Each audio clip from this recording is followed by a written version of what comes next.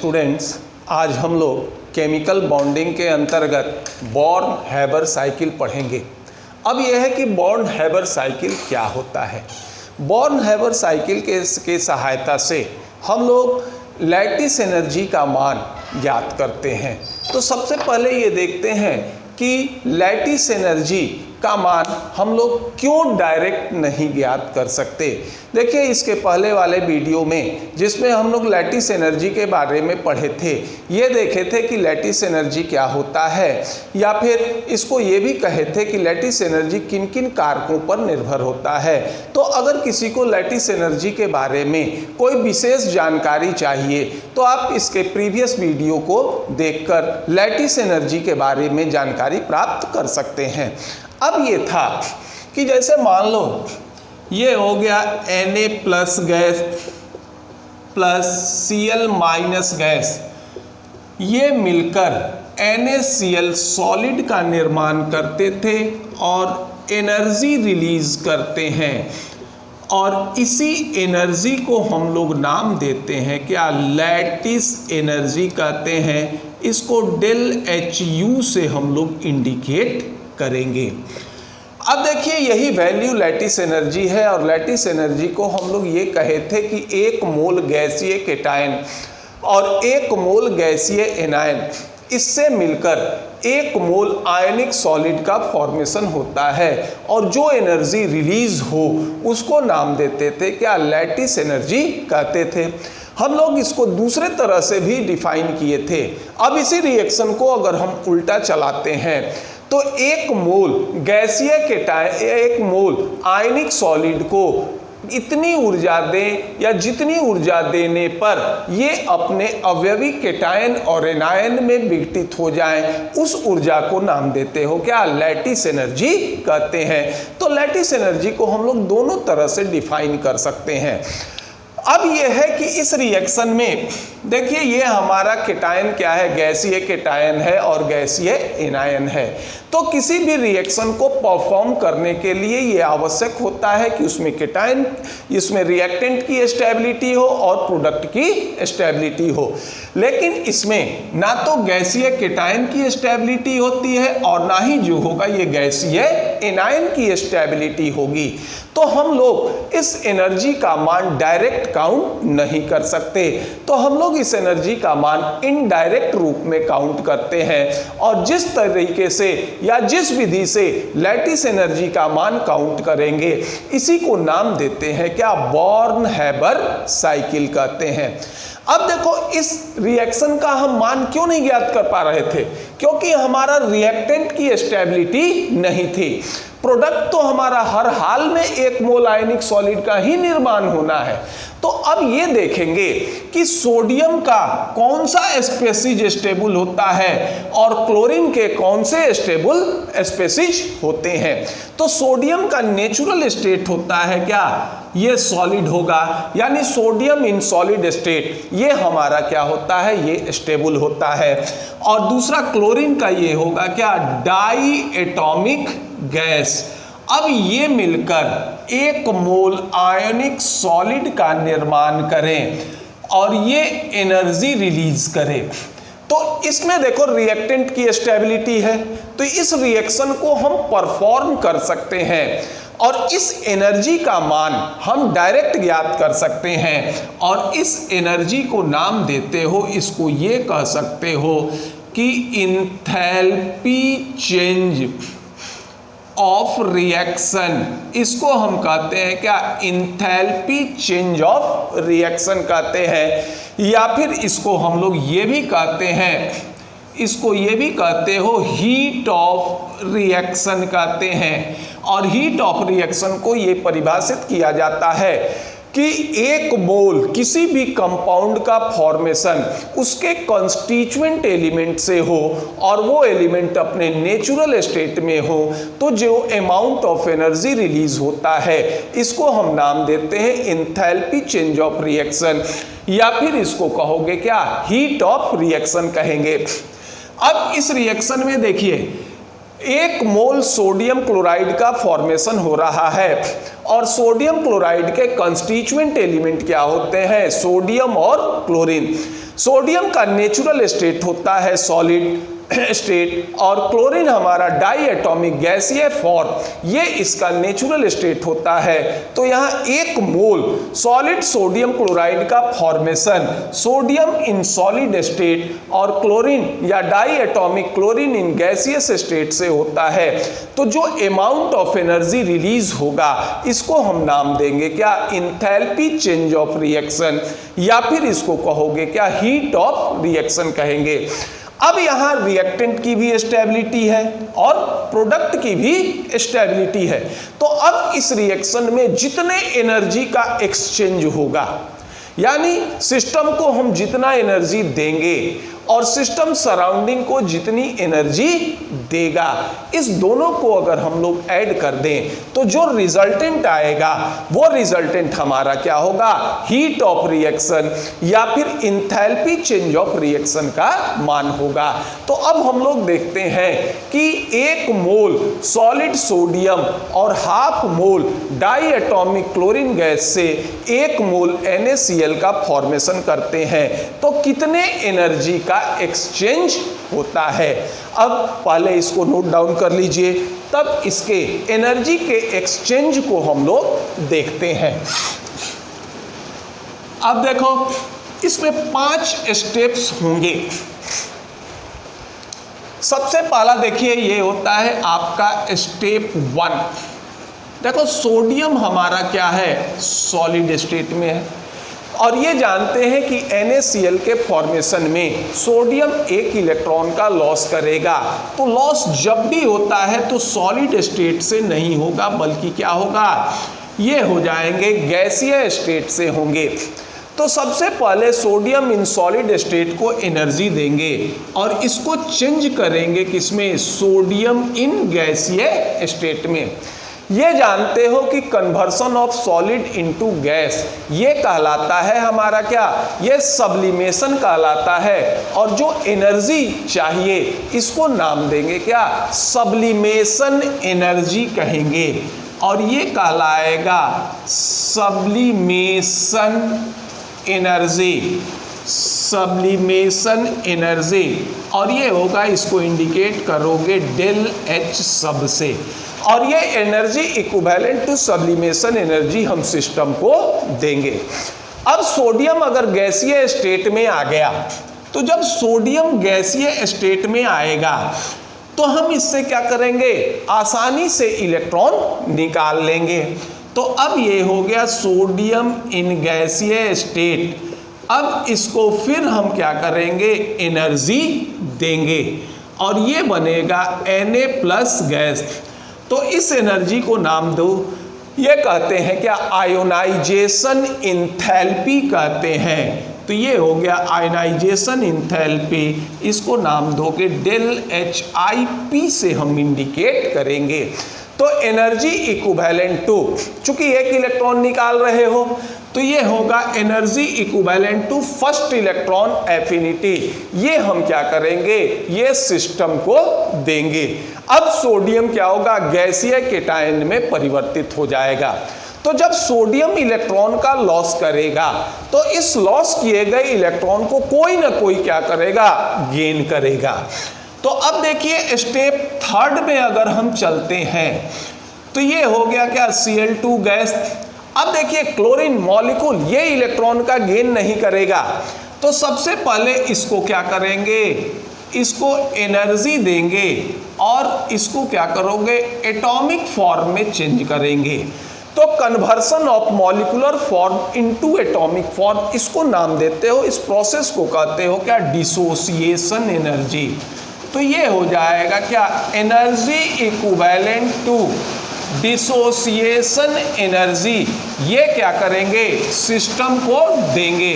तो ये होगा डेल H, डिसोसिएशन से हम इसको क्या करेंगे, ये इंडिकेट करेंगे। अब जब क्लोरीन एटॉमिक फॉर्म में आ जाएगा तो ये क्या करेगा, इलेक्ट्रॉन का गेन कर लेगा। अब क्लोरीन इन गैसियस स्टेट, इसको हम इलेक्ट्रॉन देंगे तो ये बन जाएगा Cl माइनस गैस, और इस स्थिति में एनर्जी रिलीज करता है और इस एनर्जी को नाम देते हो इलेक्ट्रॉन गेन इंथैल्पी कहते हैं, और इंडिकेट करते हैं किससे, EA से। तो ये होगा डेल H EA, ये इंडिकेट करेगा। अब पांचवा स्टेप ये होगा कि देखिए स्टेप 5, अब ये हमारा बन गया क्या, Na plus gas plus Cl minus gas, ये मिलेंगे तो ये बना देगा NaCl, सॉलिड का फॉर्मेशन करेगा, और ये एनर्जी क्या करेगा, ये रिलीज करेगा।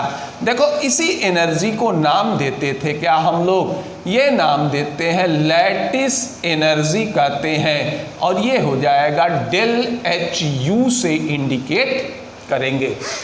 तो 1 मोल सोडियम सॉलिड और half mole chlorine diatomic gas से 1 मोल सोडियम क्लोराइड बनाने में इतने एनर्जी का एक्सचेंज होगा, यानी energy equivalent to sublimation energy, ionization enthalpy, dissociation energy, ये हम क्या करेंगे, सिस्टम को देंगे, और इलेक्ट्रॉन गेन इंथैल्पी और लैटिस एनर्जी, इसके बराबर एनर्जी सिस्टम क्या करेगा, ये सराउंडिंग को देगा, और सब एनर्जी को जोड़ दोगे तो ये क्या हो जाएगा, इंथैल्पी चेंज ऑफ फॉर्मेशन या हीट ऑफ फॉर्मेशन के बराबर होगा। तो हीट ऑफ फॉर्मेशन का मान हम डायरेक्ट निकाल सकते हैं, sublimation energy, electron gain enthalpy, dissociation energy, और ये क्या हो जाएगा, ये electron gain enthalpy, ionization enthalpy, सबका मान हमको क्या है, ज्ञात है। तो अगर इन सारे का मान ज्ञात हो तो हम लैटिस एनर्जी का मान क्या कर सकते हैं, ये आसानी से ज्ञात कर सकते हैं। लेकिन यहाँ एक चीज ध्यान रखिएगा, हम लोग sodium chloride as a example के तौर पर लेते हैं, तो ये एनर्जी के टाइप होते हैं, यानी sublimation energy, ionization enthalpy, dissociation energy, ये हो जाएगा इलेक्ट्रॉन गेन इंथैल्पी, और ये हो जाएंगे लैटिस एनर्जी। तो इसमें जैसे आयनाइजेशन इंथैल्पी है, यहाँ हम लोग फर्स्ट का भी यूज करेंगे, जरूरत होगा सेकंड का यूज होगा, जरूरत होगा थर्ड का यूज होगा। ठीक, यहाँ डिसोसिएशन एनर्जी में भी 1 मोल डिसोसिएशन एनर्जी का यूज कर सकते हो, 2 मोल डिसोसिएशन एनर्जी का यूज कर सकते हैं, हाफ मोल डिसोसिएशन एनर्जी का यूज कर सकते हैं। और इलेक्ट्रॉन गेन इंथैल्पी में अगर 1 इलेक्ट्रॉन का गेन होता है तो फिर उस स्थिति में क्या होगा कि अगर 1 इलेक्ट्रॉन का गेन होगा तो first electron gain enthalpy, 2 electron का गेन होगा तो सेकेंड इलेक्ट्रॉन गेन इंथैल्पी, ये वैल्यू जो होंगे अकॉर्डिंग टू आयनिक कंपाउंड क्या होंगे, ये परिवर्तित होंगे। तो अभी हमारा एग्जाम्पल क्या है, ये सोडियम क्लोराइड का है। आगे हम लोग एक और कंपाउंड का एग्जाम्पल लेकर देखेंगे। तो पहले इसको नोट डाउन कर लीजिए, यही 5 स्टेप्स का यूज होगा। अब इस 5 स्टेप में जो एनर्जी रिक्वायर्ड है, चाहे एनर्जी एब्जॉर्ब हो रहा है या एनर्जी रिलीज हो रहा है, सबको जोड़ दो तो ये होगा इंथैल्पी चेंज ऑफ फॉर्मेशन। ये बराबर किसके हो जाएगा, सबसे पहले था क्या, डेल H सब्लिमेशन प्लस ये हो जाएगा ये होगा डेल H आयनाइजेशन इंथैल्पी। अब देखिए हमने क्या किया था, लिया था Cl2, तो क्लोरीन मॉलिक्यूल, एक क्लोरीन मॉलिक्यूल क्या होता है, 2 क्या करता है, क्लोरीन मोल क्लोरीन एटम देगा। तो हम यूज करेंगे 2 मोल क्लोरीन एटम नहीं बल्कि कितने का, 1 मोल क्लोरीन एटम का।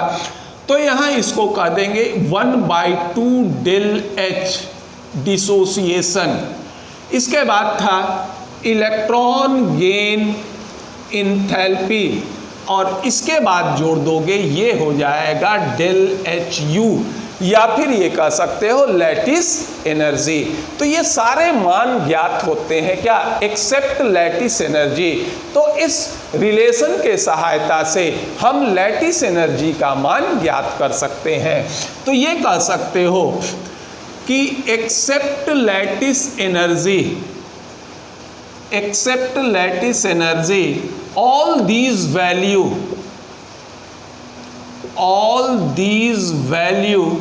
are known। सारे वैल्यू जो होंगे ये क्या होंगे, ये नोन होंगे। Except lattice energy all these value are known with the help of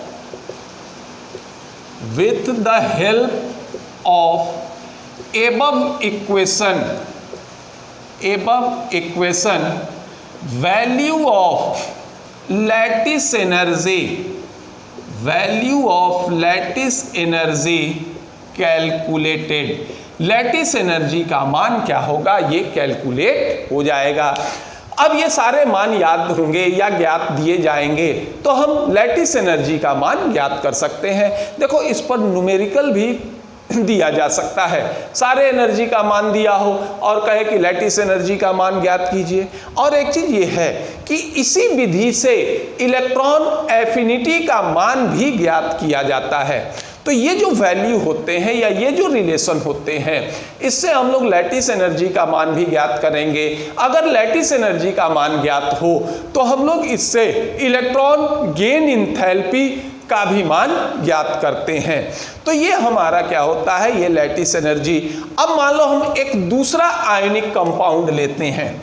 suppose कीजिए कि हम ये कंपाउंड ले रहे हैं MgCl2, ठीक। तो MgCl2 जब बनेगा तो ये बनेगा Mg, इसका भी स्टेट होता है solid, diatomic chlorine gas, ये मिलकर ये क्या करेगा, MgCl2 सॉलिड का निर्माण करेगा और एनर्जी रिलीज करेगा।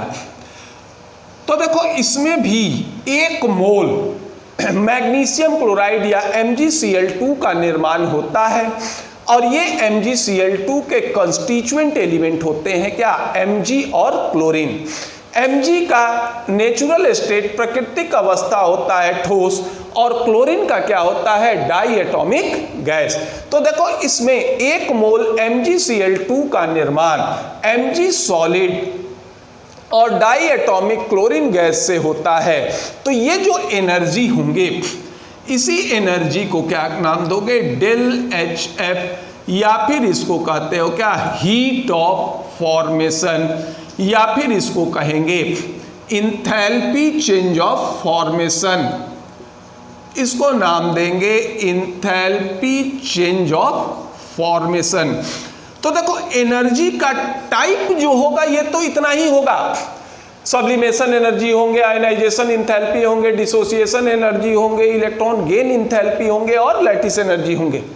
लेकिन इसका मैग्नीट्यूड जो होगा ये बदलेगा। अब देखिए मान लीजिए हमने निकाला क्या, डेल HF, यहां ले लो MgCl2। देखो सबसे पहले क्या करोगे, Mg को क्या करोगे, 1 मोल Mg सॉलिड को गैसीय स्टेट में परिवर्तित करेंगे। तो ये हो जाएगा आपका क्या, डेल H सब्लिमेशन, क्योंकि ये जो मान होते हैं पर मोल काउंट होते हैं। अब मान लीजिए Mg हो गए। अब जब Mg गैसीय स्टेट में आ गया तो MgCl2 में Mg कितने इलेक्ट्रॉन का लॉस किया है, 2 इलेक्ट्रॉन का लॉस किया है। तो जब 2 इलेक्ट्रॉन का लॉस होगा तो वैल्यू क्या यूज करोगे, सेकेंड आयनाइजेशन पोटेंशियल। तो ये हो जाएगा डेल H, ये हो जाएंगे सेकेंड आयनाइजेशन इंथैल्पी। अब देखिए अब ये डाई एटॉमिक केटायन का निर्माण हो गया। अब क्लोरीन को क्या करना है, एटॉमिक फॉर्म में लाना है। तो जब क्लोरीन को आप एटॉमिक फॉर्म में लाइएगा तो Cl2 को, जैसे मान लो ये हम ये लिए Cl2 गैस, इसको चेंज करोगे तो ये हो गया क्या, 2Cl गैस, ठीक। और इसमें देखिए क्लोरीन की मात्रा कितनी है, 2 मोल क्लोरीन एटम है। तो पूरे का पूरा ये क्या हो जाएगा, डेल H डिसोसिएशन, यानी 1 मोल डिसोसिएशन एनर्जी की आवश्यकता होगी।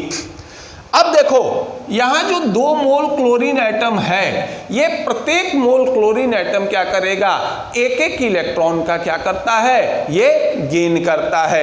तो एक इलेक्ट्रॉन का गेन करेगा तो जो एनर्जी रिलीज होगा इसको नाम देते हैं क्या, इलेक्ट्रॉन गेन इंथैल्पी। तो चूंकि 2 मोल क्लोरीन इलेक्ट्रॉन का गेन करता है तो ये हो गया 2 del H electron gain enthalpy, और प्लस ये हो जाएगा किसके, ये हो जाएगा लैटिस एनर्जी के बराबर। तो MgCl2 के साथ इस तरह के या इस एनर्जी के इसी पोटेंशियल की जरूरत होगी। तो अब जिस तरह के आयनिक कंपाउंड होंगे उस तरह के ये एनर्जी का क्या होगा, मैग्नीट्यूड होगा। किसी में फर्स्ट आयनाइजेशन पोटेंशियल तो किसी में सेकेंड, ये किसी में फर्स्ट इलेक्ट्रॉन गेन इंथैल्पी तो किसी में सेकेंड इलेक्ट्रॉन गेन इंथैल्पी, किसी में 1 मोल डिसोसिएशन एनर्जी तो किसी में क्या होंगे, ये 2 मोल डिसोसिएशन एनर्जी। और इस तरह से बॉर्न-हैबर साइकिल की मदद से इनडायरेक्ट रूप में हम लैटिस एनर्जी का मान ज्ञात कर लेते हैं। हमने पहले भी कहा था कि लैटिस एनर्जी का मान डायरेक्ट हम इसलिए ज्ञात नहीं कर सकते क्योंकि इसमें रिएक्टेंट की स्टेबिलिटी नहीं होती है। तो इनडायरेक्ट प्रोसेस से बॉर्न-हैबर साइकिल की सहायता से इस प्रकार या इस एनर्जी की सहायता से हम लैटिस एनर्जी का मान ज्ञात कर लेते हैं। ये जो लैटिस एनर्जी का वैल्यू होता है ये ऑलवेज निगेटिव होगा, ये वैल्यू जो होंगे ये पॉजिटिव नहीं होंगे। और अलग अलग कंडीशंस में ये जो एनर्जी होते हैं इनका मान क्या होगा, ये अलग अलग होगा। यहाँ पर आप एक एनर्जी का कन्वेंशन ध्यान रखिएगा। ये मान लो हमारा कोई भी सिस्टम है, तो सिस्टम में अगर एनर्जी सराउंडिंग से सिस्टम में जाता है तो इसको नाम देते हो एनर्जी एब्जॉर्ब्ड, और इसका साइन होगा क्या, पॉजिटिव।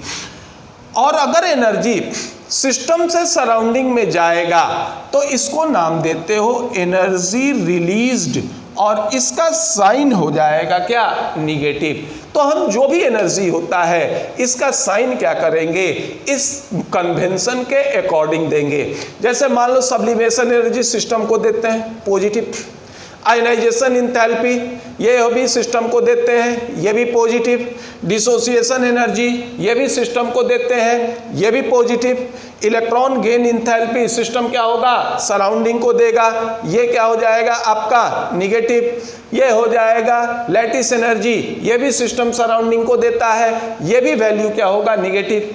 अब देखो यहाँ अगर मान लो फर्स्ट इलेक्ट्रॉन गेन इंथैल्पी, ये नहीं बल्कि सेकेंड इलेक्ट्रॉन गेन इंथैल्पी का अगर जरूरत पड़ता है तो सेकेंड इलेक्ट्रॉन गेन इंथैल्पी जो होंगे इसका मान पॉजिटिव होता है। तो फिर उस स्थिति में ये वैल्यू क्या हो जाएंगे, ये पॉजिटिव हो जाएंगे। तो जो डिफरेंट टाइप्स ऑफ एनर्जी हैं इनकी क्या साइन इस आधार पर हम लोग देते हैं। एनर्जी एब्जॉर्ब ये क्या होगा, पॉजिटिव, और एनर्जी रिलीज्ड ये हमारे क्या होंगे, ये निगेटिव। तो इस तरह से आयोनिक सॉलिड के लैटिस एनर्जी का मान हम लोग बॉर्न-हैबर साइकिल के सहायता से ज्ञात कर लेते हैं। तो ये हमारा हो गया बॉर्न-हैबर साइकिल। अब आगे अगले वीडियो में इसका कि बॉर्न-हैबर साइकिल से जो लैटिस एनर्जी का मान ज्ञात करते हैं इसमें क्या कठिनाई होती है या ये वैल्यू को फिर आगे बढ़ाएंगे। तो ये आपका लैटिस एनर्जी। अगर आपको ये वीडियो पसंद आए तो आप इसे लाइक कीजिए, सब्सक्राइब कीजिए। धन्यवाद।